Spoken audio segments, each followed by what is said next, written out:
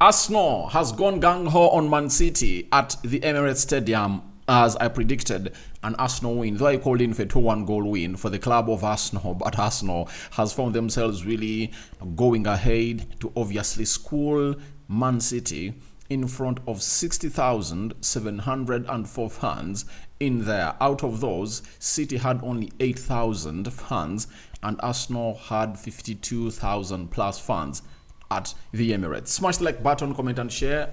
If at all you're watching us for the very first time, endeavor to subscribe to this channel so as not to miss out on stories that we do upload in here on a daily. This is, I think, the 5th or 6th video of the day because I told you that we are into full pelt to bring you the latest news and information as far as everything is really concerned. Arsenal have gone ahead to obviously show their strength on City, and there is something important that every team that every team that is really building to achieve success has to learn from Arsenal. You know, Arsenal had taken 6 years without beating Man City, and that jinx or that spell ended last season when Arsenal beat City by 1-0, scored by Gabriel Martinelli. You remember that very well. And for a second consecutive season, Arsenal has gone ahead to beat Man City at the Emirates. And we all know to it that if it wasn't the red card that was given to Arsenal at Etihad in the first leg, Arsenal would have gone ahead obviously cause havoc to the side of City. And I tell you what, today has been one of those days that Pep Guardiola needs to wake up and understand that he first needed to buy a midfielder into his team. I've been here very vocal about it that when Rodri is out, that back four of Man City that is not elite has really big problems. And when you're not having in Nathan Ake, you're not having in Kyle Walker, you're not having Ruben Diaz, I tell you, you are very weak. You are very weak, I tell you. Even if you're really having a very good front line, it won't really help you because when you look at Arsenal, they defend very well and they have a very good goalkeeper. You understand? And you've gone ahead to see to it that on 3 occasions, it has been David Raya who has been coming to the rescue of Arsenal, especially in the first half. David Raya went ahead to make very good saves for the club of Arsenal to keep them into the game. You know, Arsenal took the early lead in the second minute through the press because they pressed very well, and Trossard pressed and got that ball from Akanji. Then it went to the vicinity of Kai Havertz, and Kai Havertz did a cross, you know, and it found Martin Odegaard, and Odegaard went ahead obviously finish that ball into the back of the net. It was really very impressive. But before even that second minute goal, at the beginning of the game, Arsenal had the same chance, and instead of Kai Havertz doing a cutback, he went ahead to go for a shot. He was very selfish, but Trossard was well placed and was like, please get me that ball, and I finished them in the opening minute of the game. You understand? So it shows you that they are vulnerable because in just 2 minutes, Arsenal had 2 chances through pressing, and this is where they need Rodri, because when they're having Rodri, it's very hard for them to lose balls in the first third of the pitch. You understand? And you look at that goal that Partey scores when he shoots from the outside area of the 18-yard box. Again, Phil Foden loses that ball to Partey, but even if he had lost that ball to Partey, guess who is supposed to be around that period, that area where Partey was? It's supposed to be Rodri. So they're really missing out on a CDM. And if I'm Man City, I would rush to obviously go ahead and really get in one, because the earlier the better. The earlier the better. On the 11th, 9 days from now, they are playing Real Madrid.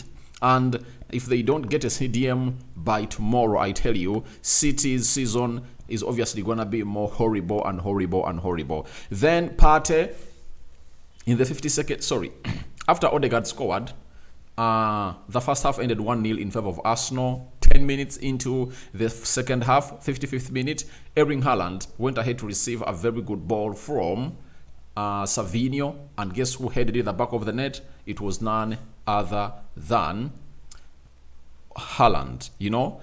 And that's, I think, the only shot they really I think that was the first shot they really had that in the second half, and it crossed the line. Then Thomas Partey went ahead to give Arsenal the lead in a space of just 1 minute.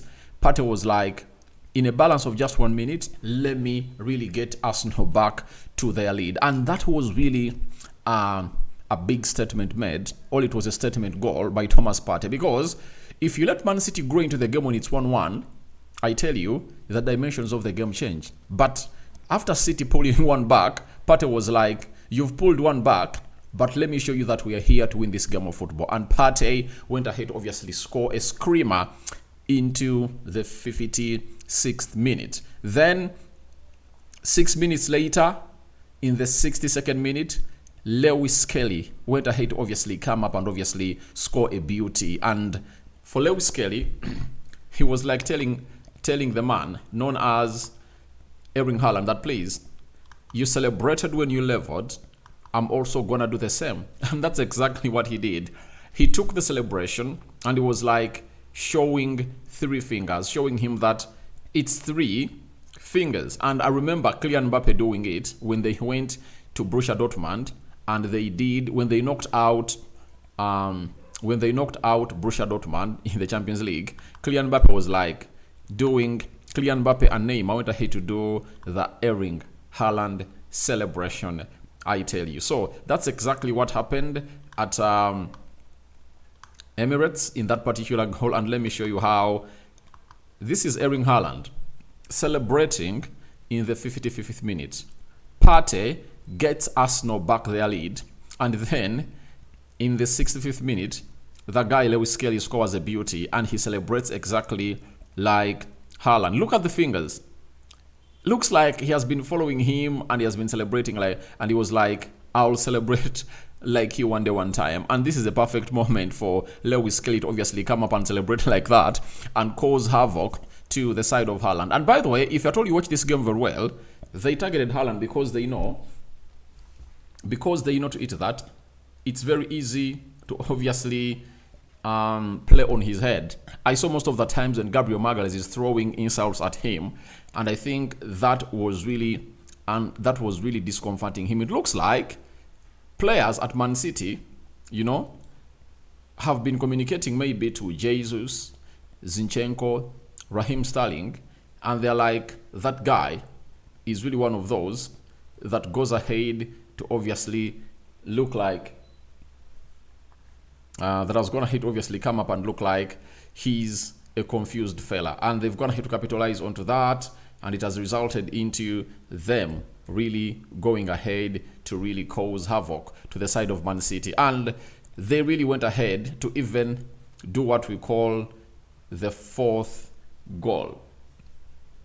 You understand? They went ahead to do the 4th goal through Kai Havertz. And in that goal, I like the interception at the 18 yards box area, but who went ahead to obviously look good into that? For me, I would give credit to Partey first. Thomas Partey lays that cross to release one and only. To release the one and only. Who? He released the one and only. What's the name of that guy? He went ahead to release the one and only Martinelli. When he releases Martinelli, Martinelli goes hard and sprints. But in the final third, I like the run of Kai Havertz.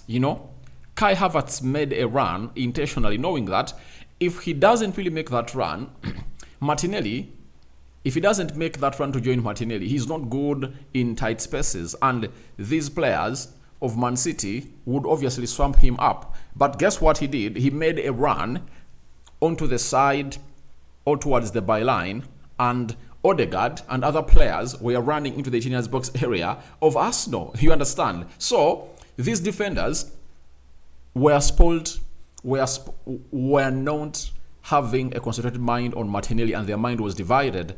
And guess what? He releases, or he passes that ball to Kai Havertz. Kai Havertz sits down one defender, or does an out chopping pass with his left, an out chopping touch with his left, and then lays that ball into the back of the net. That is Kai Havertz for you. And he went ahead, obviously put in a very huge shift into that encounter. Why? One, you understand? One, he went ahead to see to it that he really creates the first goal. The first goal that Martin Odegaard scores, it's all about one player known as Kai Havertz, because Kai Havertz was facing the goalkeeper and would have gone ahead to say, it's my chance, let me shoot that ball at the goalkeeper. But he was like, no way, relax and float, let's do the needful. And he did it, and it was really a very beautiful goal. But minus that, he went ahead to miss out on two chances. I told you the first chance, where Arsenal pressed and Man City lost the ball and shot direct to the goalkeeper instead of doing the cutback to Trossard.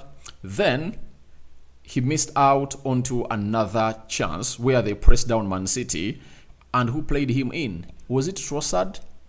Martinelli Trossard. And he was facing an empty net, but there was Kovacic standing next to the post, like some 1, 2, 3 feet from the post. And he missed out by a whisker. And I knew to it that people were going to let him that. That's why I've always told you, Arsenal needs a number 9. See the chance that he misses. But he creates a goal and gets you a fourth goal.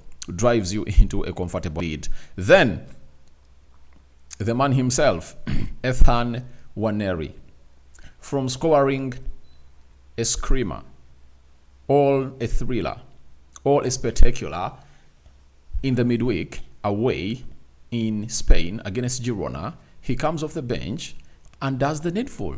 In the added minutes, he obviously goes in for color and it whirls into the back of the net.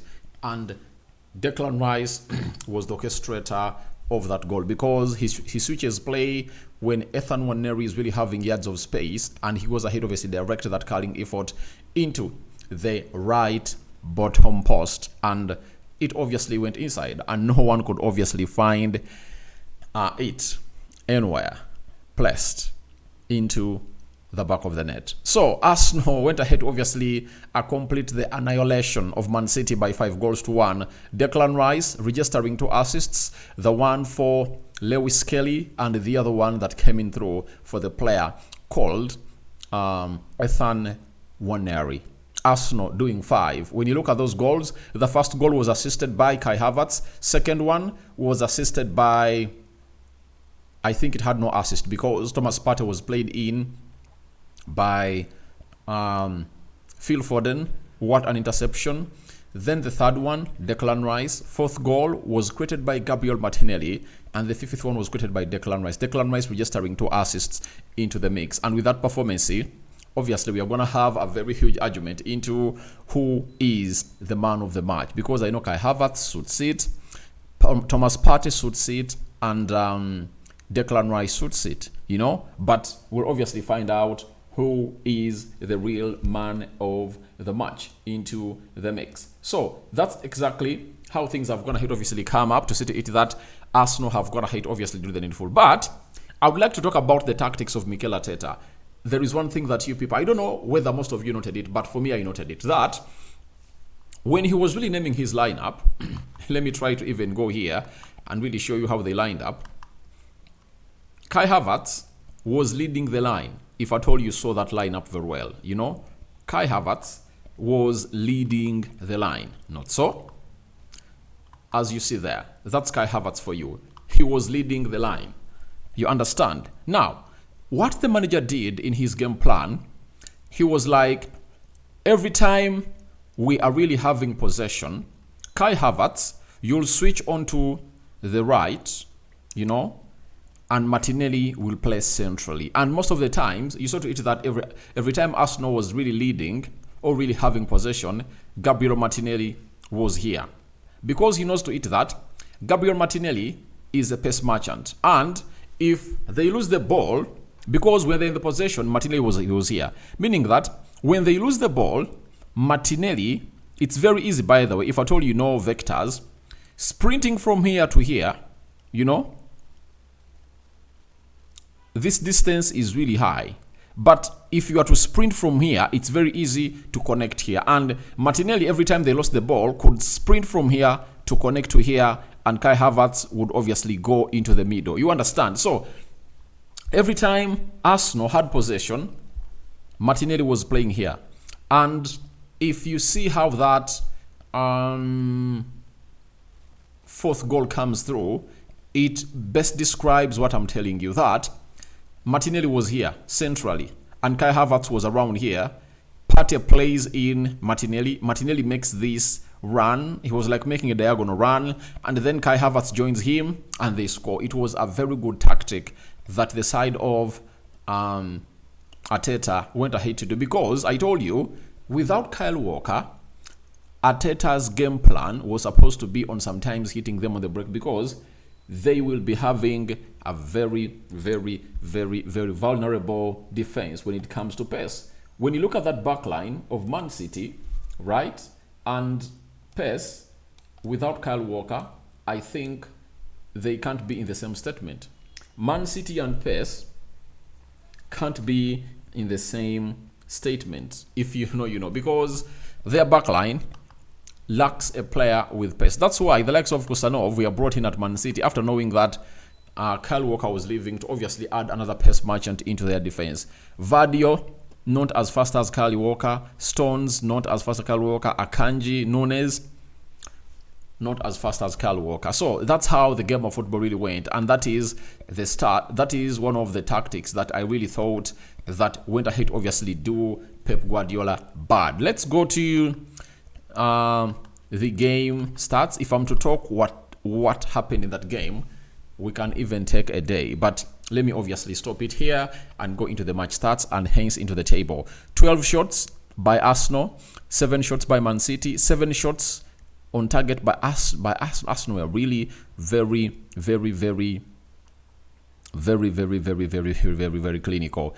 7 shots at goal and 5 of those crossed the line. City had 4 and 1 crossed the line, and the 3 were saved by the goalkeeper David Raya. That's why the return of David Raya was really very important in this game. 45% ball possession by Arsenal, 55% ball possession by Man City, 391 passes completed by Arsenal, 470 passes completed by City. 87% passing accuracy by Arsenal, 89% passing accuracy by City. 6 fouls by Arsenal, 7 fouls by the side of City, 2 yellow cards to Arsenal, and I think one went to Julian Timber in the first half, and the second one went to Martin Odegaard for screaming at the referee after he really blew the whistle. And Odegaard thought that nothing had happened in the situation of him winning the ball from the player of Man City.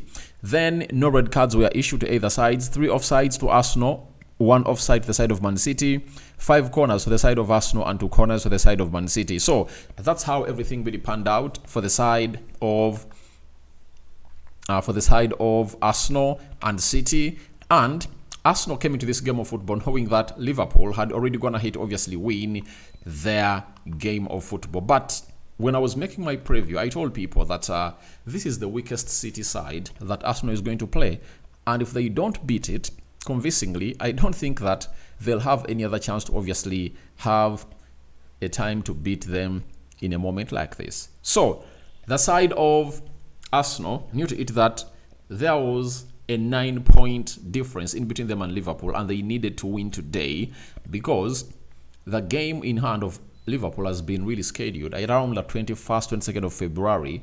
That's when it's going to be played. And in that, we'll see what Arsenal will do. But Arsenal have gone ahead to put their foot on the table, on the pedal, and they are not really getting it off. And that win of Wolverhampton Wanderers meant a lot after them really winning today. Now, Liverpool are having 56 points in 23 games. Arsenal have played 24 games.